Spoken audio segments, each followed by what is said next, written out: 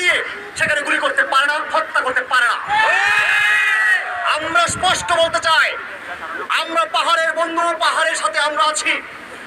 আপনাদের আন্দোলন সংগ্রামে আমরা সমতলের আদিবাসীরাও রয়েছি এবং এই বাংলাদেশের প্রত্যেকটি প্রগতিশীল মানুষ আপনাদের কাছে আছে।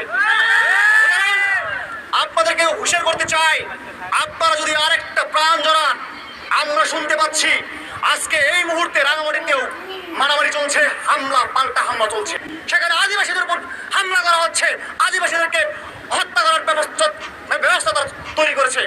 আমরা এও শুনেছি সেখানে সেনাবাহিনী সেই রাঙামাটি সরকারি যে হসপিটাল সেটাকে ঘেরাও দিয়ে রেখেছে যাতে আহতরা কি সেখানে চিকিৎসা না নিতে পারে। আমরা এই সমাবেশ থেকে ধিক্কার জানাই, নিন্দা জানাই। অবিলম্বে যারা আহত হয়েছেন তাদের চিকিৎসার ব্যবস্থা করার জন্য আমি আরেকটি কথা বলে আমি আমার বক্তব্য শেষ করতে চাই। সেটা হচ্ছে পাহাড়ে যা চলছে সেটা আসলে আমরা অনেকেই বলতে পারিনি, কিন্তু এই অভ্যুত্থানের পরে আমাদের মধ্যে সাহস এসেছে এবং সঞ্চার হয়েছে যে আমরা যারা তরুণ রয়েছি, আমরা যারা মানুষ রয়েছি, মানুষ হয়ে আমরা যারা লড়ছি, মানুষের পক্ষে লড়ছি, আমরা চাই আমরা সকলে ঐক্যবদ্ধভাবে পাহাড় যে সেনা শাসন সেটা ওখান থেকে